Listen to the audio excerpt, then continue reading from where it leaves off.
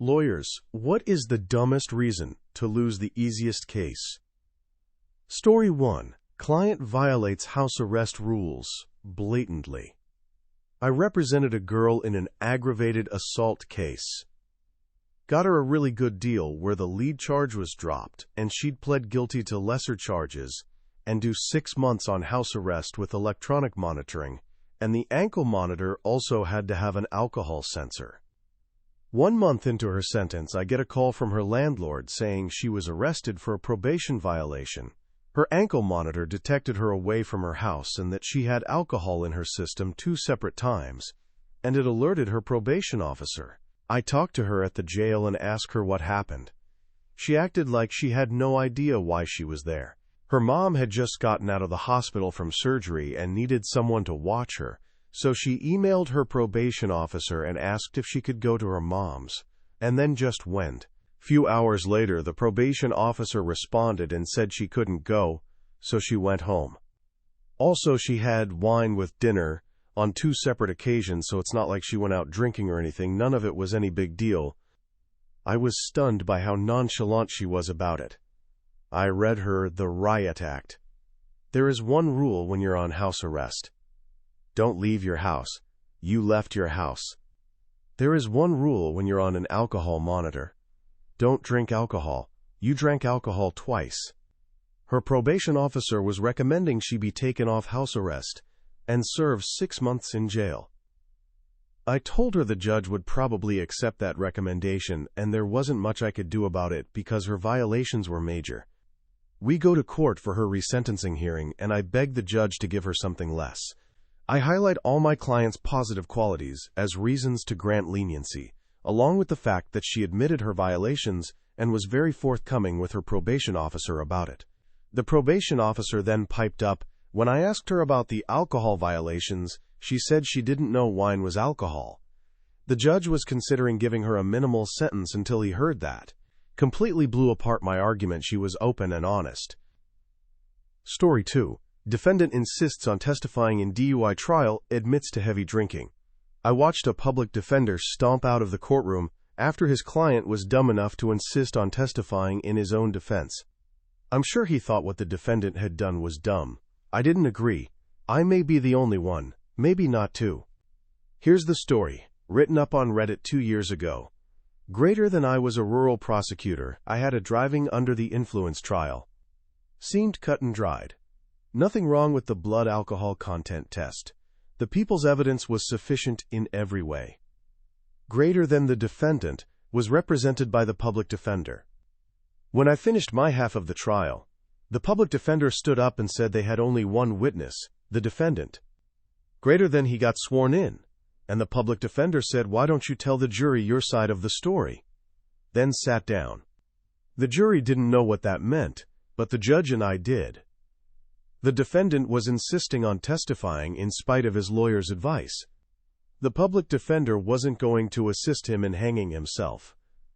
Greater than, all the guy had to say was, "I wasn't drunk when the cop stopped me. I can drink a lot and not get drunk." Greater than, that was it, time to cross-examine. I was kind of taken aback. Our medical expert witnesses had already testified that there was no way a person with a blood alcohol content over 0.08 could safely operate a motor vehicle. I thought about just skipping cross. Greater than nah. The jury would be curious, so I abandoned my cross-X technique and turned into Mr. Nice Guy. Greater than, I queried him on where he had been earlier that night. Moab. Okay, any drinking there? Oh, hell yes. Beer and shooters. Or something like that. Then he and his buddies had piled into the car and headed for Naturita, Colorado, maybe a 2-hour drive. Greater than, any drinking in the car? I asked. Oh yeah, plenty. He was driving, so he held back, maybe only 3 or 4 beers. Any shots accompany that beer? Yeah, maybe 4. Greater than, I decided that there was no reason not to let him explain himself. After all of that, how is it that you weren't drunk? Greater than, the defendant explained to the jury that he had heard all the expert testimony, but even with a blood alcohol content of 0.20, He was sober and could safely operate a motor vehicle. That's just the way he was. That's why he was driving. Everyone else in the car was drunk. Greater than, okay then, I think I'm done. I thanked him for his testimony, congratulated him on his honestly, never done that before or since, and sat down. Greater than in summation, I mentioned that the case was not about what the defendant honestly thinks about his abilities. It was a test of evidence. On one side, you have a blood alcohol content and medical expert testimony on blood alcohol content as it relates to the defendant's ability to safely operate a motor vehicle. You can believe that the defendant is an honest man. I do, but you don't have to believe his conclusions about how drunk he was. Greater than took the jury about 10 minutes to convict. The public defender just left in disgust. I talked to the defendant, told him again that I appreciated his honesty. He said he knew he was likely to be convicted, but he wanted to tell his side of it, regardless of the outcome. Greater than I to know. He inconvenienced the jury and the court, but, he had a right to do that. I don't want to live in a nation whose legal code obliges you plead guilty in the face of overwhelming evidence. I think a citizen ought to be able to have his or her say before the state lays hands upon them. Greater than, so no, it wasn't a breakdown on the stand. Just a man doing something he was entitled to do, even if it was dumb. Story 3. Client shows aggression and deposition tanks settlement. Not necessarily in the courtroom, but I had a client accused of some rather aggressive behavior is the nicest way to put it. During their deposition, this client frequently, and despite my many attempts to calm them, resorted to this aggressive behavior. Client did not get the settlement they wanted. Many subsequent tantrums were thrown. Story 4. Client confesses online during trademark case. I was defending a client who was accused of trademark infringement. Thought he knew better than the intellectual property attorney assigned to his case, me, and so went on his company's website to defend himself by basically confessing to what he did and claiming it wasn't against the law, and the trademark owner was an overly sensitive person who needed to learn the law, and also made several derogatory and sexist remarks about her. I was one email away from negotiating a settlement that would have allowed the continued use of the complainant's mark with limited restrictions and a very nominal fee. Little to say, she saw his website, told us to get lost, and dragged it before a judge. My client lost. Big. His lack of self-control cost him thousands of dollars. Story 5. Client posts breakdance video after workers' comp claim. Not my client, but the petitioner attorney's client. The man claimed workers' compensation and threw the kitchen sink at us, meaning he basically listed just over half of his body parts on the claim petition, stating that he injured each one. He was dishonest, and my firm knew it. Anyways, we were going to trial, and the day before we ran one more social media search. This absolute idiot posted a video of him winning a breakdance competition that was only a few months after the alleged work incident. Never saw a quicker dismissal in my life. Story 6. Client wears stolen clothes to court. It was a credit card fraud case in the early part of my career. He actually wore the stolen clothes to court, and a clerk at the defrauded store identified them in front of the jury. I felt like the guy in the commercial that asks, "Wanna be somewhere else?" Story 7. Client testifies and undermines harm defense. Not an attorney, but I was in the jury for a 3-defendant harm trial. Defendant 3, D1's girlfriend, was much less obvious until she decided to take the stand. Her attorney painted her as a victim of abuse, but on cross, other attorneys and the district attorney tore her apart, making her look argumentative and tripping her up in lies. By the end, it was clear she planned the harm. We found her guilty, deciding she conspired and was culpable, while D2 was not guilty due to lack of proof. Story 8. Client ignores lawyer's advice in DUI trial. M. Criminal defense lawyer. Client arrested on driving under the influence. I prepped him not to mention past behavior, especially not to say he'd never drive drunk. Direct examination went well until he said, "I would never do something like that." This opened the door for the district attorney to bring in his old driving under the influence, and the jury convicted him in 25 minutes, despite him not driving that night. Story 9. Client falls asleep during DUI video playback. Client charged with driving under the influence. Forced by police to give a urine sample on the side of a very busy interstate highway. Any sympathy the jury may have had for the defendant was lost, however, when he fell asleep during the playing of the video of the traffic stop. He had been out all night partying the night before trial. He was found guilty.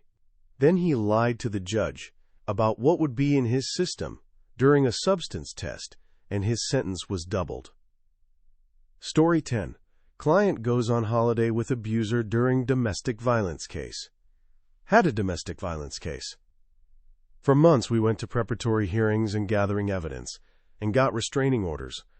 On the morning of the trial, the person I represented let me know she had gone on holidays with the defendant for a couple of weeks, and had a grand old time. Opposing counsel had evidence of them partying together, undermining our case with little evidence beyond testimonials. We settled to avoid trial. Story 11. Client admits to punching wife during cross-examination.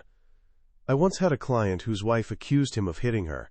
He swore to me for months he never laid a finger on her, and it was a he-said/she-said situation, unlikely to end with her getting a restraining order or full custody. During court, he admitted on cross-exam that he punched her in the face once.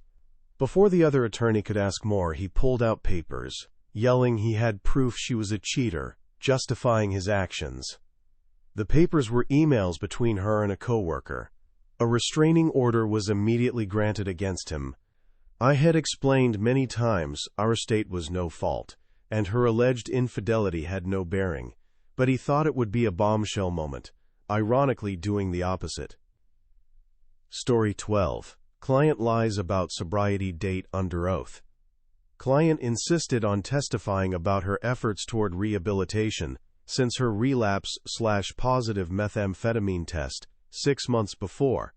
We went over her testimony for some time. I asked, "What is your sobriety date?" Expected answer was 6 months ago date. She answered, "Last Friday." My jaw dropped.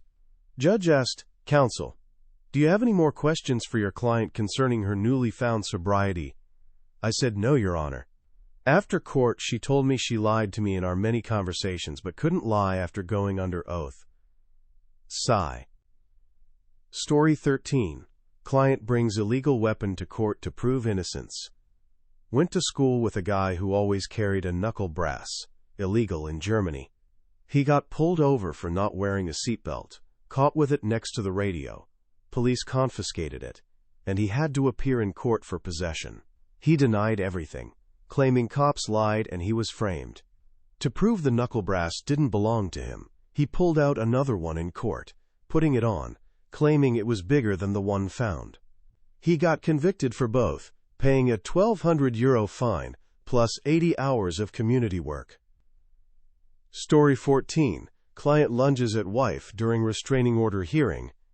I witnessed a domestic violence restraining order hearing.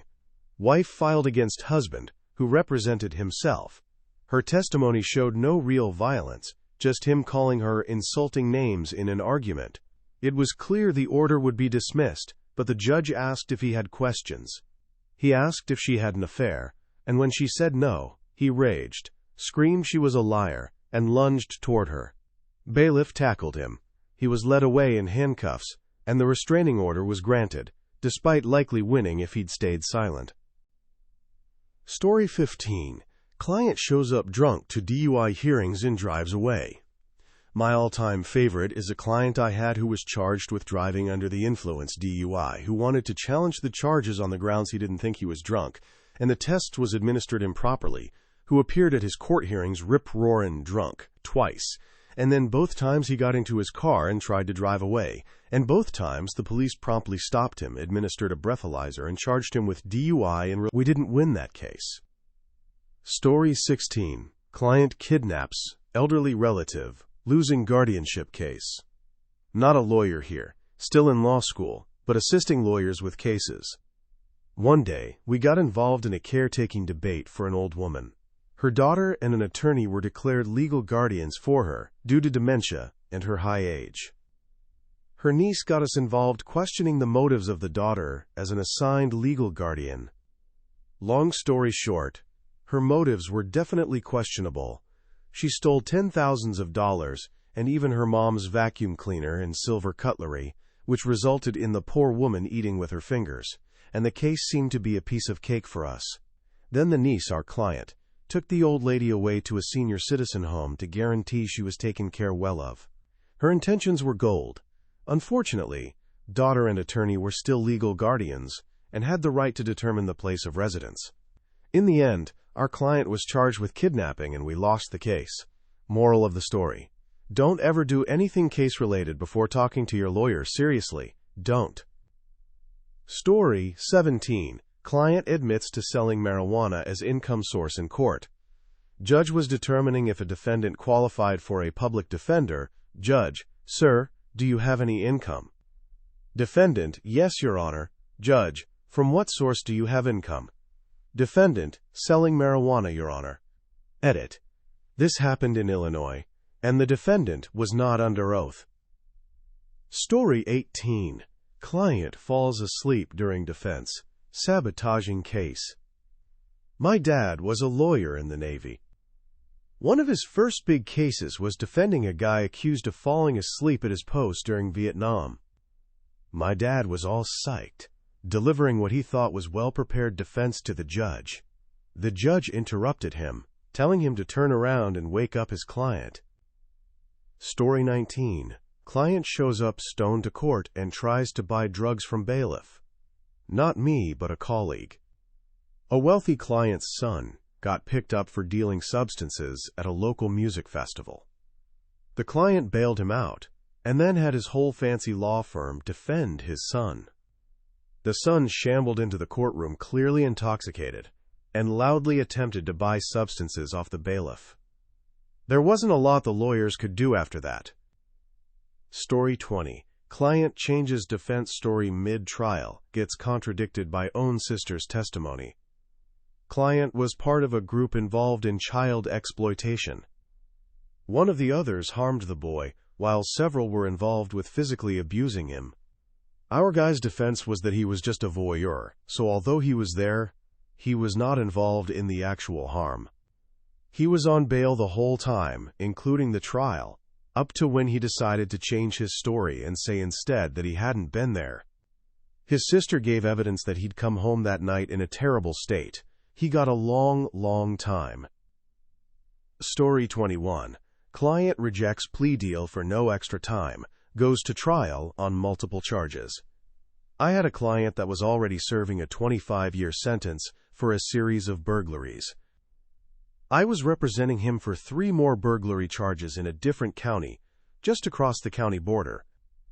The state actually had evidence for 13 burglaries in my county, but picked the 3 best with ironclad evidence. The prosecutor offered a 20-year concurrent, served at the same time, sentence, meaning if my client took the deal, he would serve 0 extra days in prison. I suspect the prosecutor had some sort of metric she had to meet.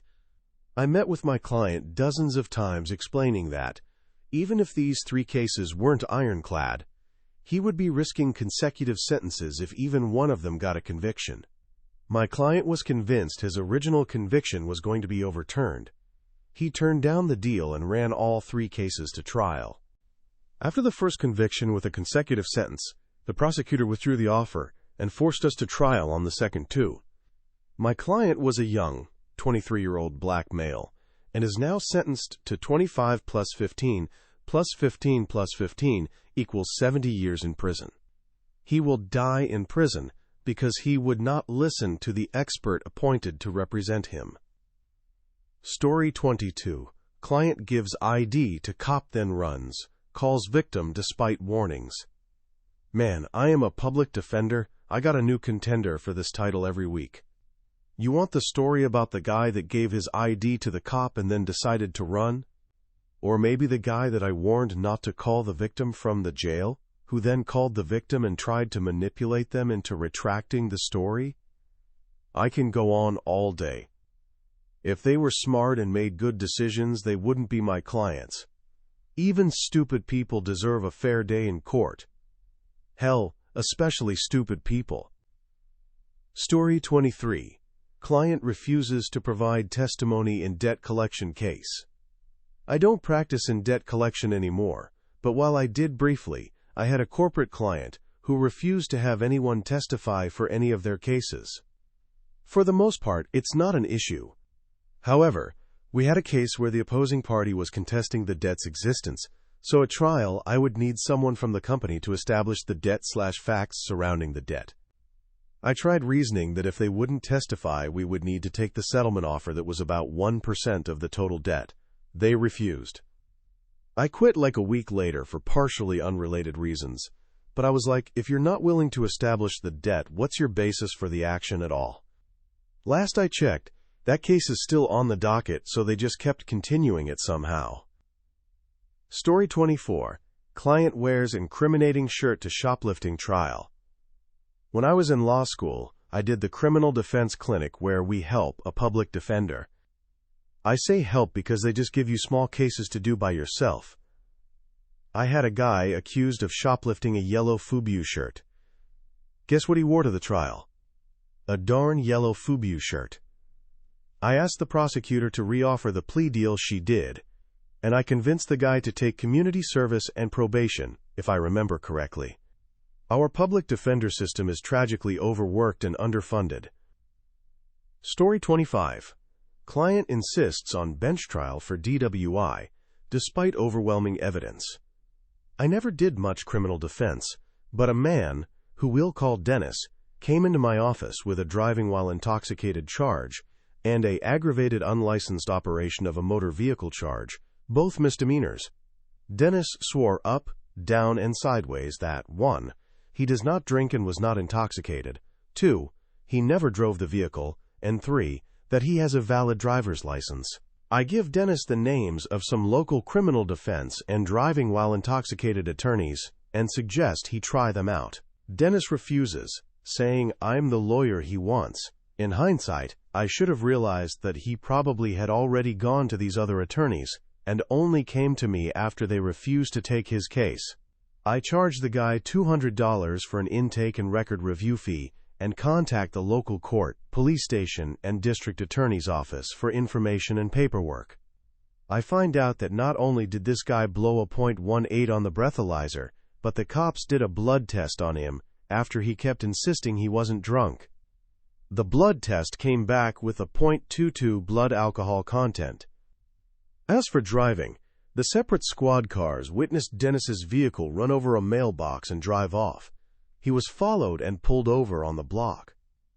Per the police report, Dennis was the only person in the car and was in the driver's seat with a seatbelt on.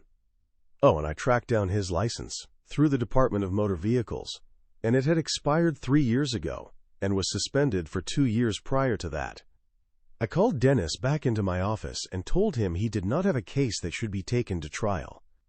Dennis admitted that he probably had been drunk, but he wasn't aware he had been drinking. His son must have put whiskey in his green tea, and he didn't realize there was whiskey in his green tea because he was eating red-hot cinnamon candies and had a cold/stuffy nose. Anyways, Dennis retains me, but only after I put a clause in his engagement agreement stating I explained his low chance at trial and he understood there was no guarantee of a win. I take the case to trial, and, of course, we lose. I was hoping to convince Dennis to take one of the plea offers given to us in advance, but absolutely not. Dennis was sure the judge would understand. Dennis wanted a bench trial, not a jury trial. I made him sign another document later on that said he understood the difference between a bench and jury trial, and he was opting for the bench trial, and he would be found not guilty, and everyone would move on. He was sorely disappointed, but only got probation after trial. I think the judge was taking pity on me more than Dennis. Dennis later sued me for his retainer because I didn't adequately defend him. As proof of my inadequate representation, he offered the judge's verdict rendering him guilty. The case was thrown out quickly. Story 26. Client wins demolition derby before injury trial and brags in newspaper. I had a client with a back/neck/shoulder injury from an automobile crash win a demolition derby about a month before trial. Fool also sent his picture to the local newspaper, bragging about his victory. Story 27. Client misses court to commit robbery, gets arrested elsewhere. Not my client, but I was on the prosecutor's side when a defendant failed to appear for court. His attorney can't reach him. Nobody know where he is, so we all sit there for about half an hour until the judge gets sick of it and moves on with the docket.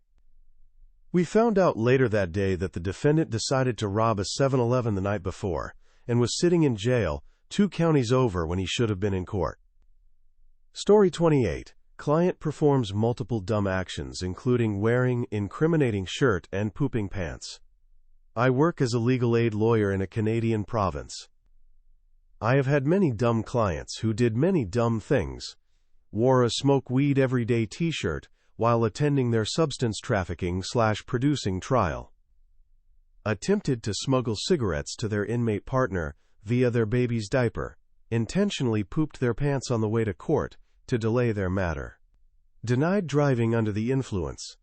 Upon search by police, a full highball glass of rum and coke was located in their jacket pocket. Assaulted a girl. Sent her text messages from his phone the next day, recalling all the details. I have many more stories that I could tell if there was sufficient interest. The ones I mentioned here all happened in the same year. Story 29. Client admitted ignoring warning sign during testimony. Not a lawyer heard this story from a guy the first used to work with. His brother-in-law got injured at work and was suing for a hefty sum. Case was pretty much open and shut. All the evidence was in the brother-in-law's favor. Until the brother-in-law started talking. They asked him to tell them about the day of the accident. Brother-in-law started out fine, until he gets to where he approached the piece of equipment that injured him. He tell everyone that there was a note on it stating that it was out of order. Brother-in-law then says that he discarded the note and started up the piece of malfunctioning equipment as he had a job to get done. That easy win was discarded faster than that out-of-order sign. Story 30. Defendant tried to rob store, got shot and confessed, leading to life sentence. I prosecuted a similar case. Defendant tried to rob a cash for gold store. He wore a mask and had a gun, but the owner pulled out his own gun and shot the defendant. Dude ran a few blocks but was found by the cops lying on the sidewalk in his underwear. He decided to strip while running. He said, "I got shot. Robbery." He was recently released from prison for robbery, and the mask elevated it to mandatory life sentence if convicted. Offered him 20 years before picking a jury, and his attorneys tried their absolute best to convince to take it. But he's clearly not the brightest. Had his DNA on the gun and mask he tossed, and the bullet hole in his shoulder from being shot. 26 years old at time of conviction, and he will die in prison. Though I don't feel at all bad, because we had 2 to 3 other robberies tied to him, and he would have never stopped. Story 31. Client blamed charity for allowing theft during sentencing. Not a lawyer, but somewhat pertinent. Last year I had some legal trouble that involved court. The case being seen before mine was an embezzlement case where a man who volunteered for a non-profit kids charity was using company funds to support his family after he lost his job. He stole something like $80,000 from them over the course of 2 years. His lawyer had arranged a plea deal for him. No jail, 2 years probation and pay back every cent. The whole thing was arranged. The judge agreed, but before sentencing asked the guy if he had anything to say. The guy's response, "Yes, Your Honor, I regret what I did. I ruined a company and hurt kids. But, they let me have access to the money. That was a really stupid move on their part. Someone should look into how they run their business if they let someone like me just take a bunch of money." His lawyer, the prosecutor, even the judge tried to shut him up, but he kept going like that for at least 5 minutes, blaming the organization, blaming the kids involved, even blaming his parents and the military, and then admitting part of what he used the money for was substances, which had never come up before, apparently. Judge kept to the plea in that he was only guilty of 1 count of embezzlement and 1 of theft, but slapped him with max sentence and fine and restitution. All he had to do was keep his mouth shut and agree to pay it back. Story 32. Client threatened victim from jail, adding new charges. I had a client in jail awaiting trial on kidnapping charges. About a month before trial, this person sends a letter, through intermediaries, to the victim, threatening both the victim as well as anyone that helps the victim. This was after the client had been instructed numerous times that other than me, there was not to be communication in any way with anyone about the case. The prison listens in on all calls to inmates and reads all outgoing mail. Needless to say, the letters were intercepted, and new charges of witness intimidation were filed. Prior to this, the client had a pretty decent case. Several months later, the client did the same thing over again. There is no privileged information contained in this post. All facts listed above were contained in the public record, in the form of charges and affidavits of probable cause. Story 33. Client lied under oath about prior neck treatment, losing $1 million case. I am a personal injury attorney. One time, I had a lady who needed back surgery after her wreck. All the doctors said she didn't need it before an 18-wheeler wrecked into her, but that she needed it after.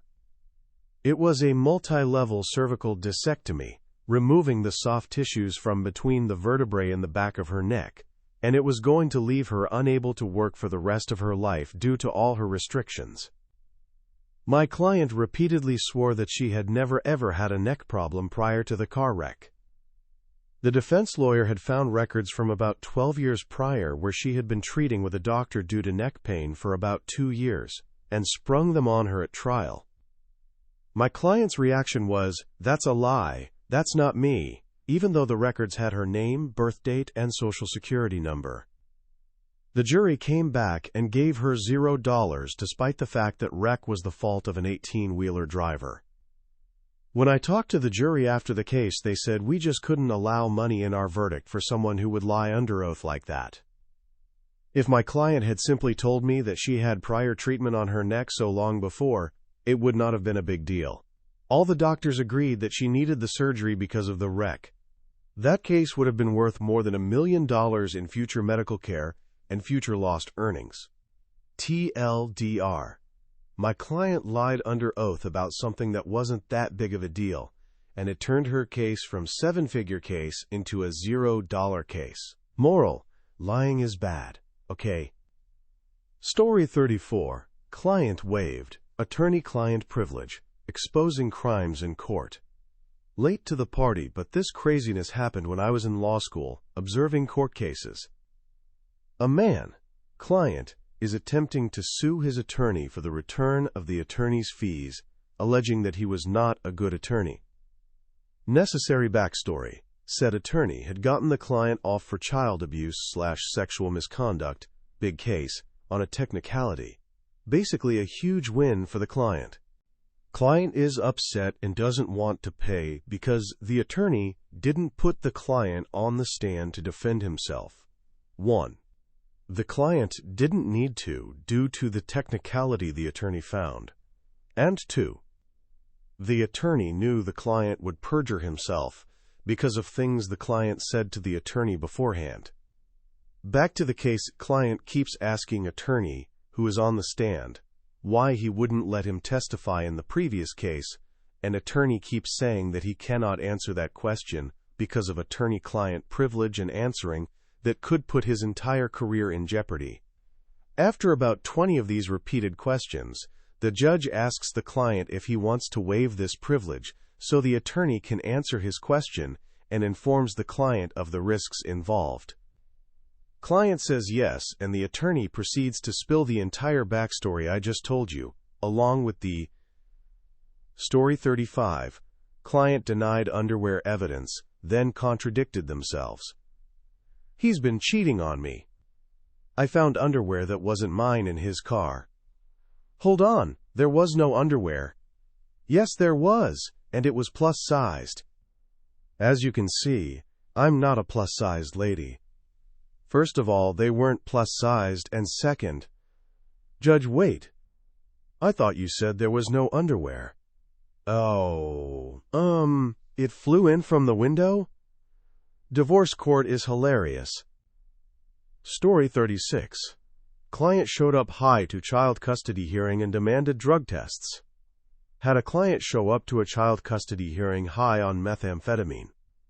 When she arrived, she began screaming at the judge and demanding that the father of her child, who she accused of substance use, be substance tested. I took her in the hallway and told her that if the judge ordered a substance test for the dad, he would have to order one for her. End of argument. Story 37. Client admitted to unrelated crime to police. Told a client, "Don't say anything to the police, wait until I get there." Confesses to a crime he wasn't being investigated for. Story 38. Client posts spin class schedule on Facebook, despite workers' comp injury claim. Not an attorney, worked in a firm. Workers' compensation claim.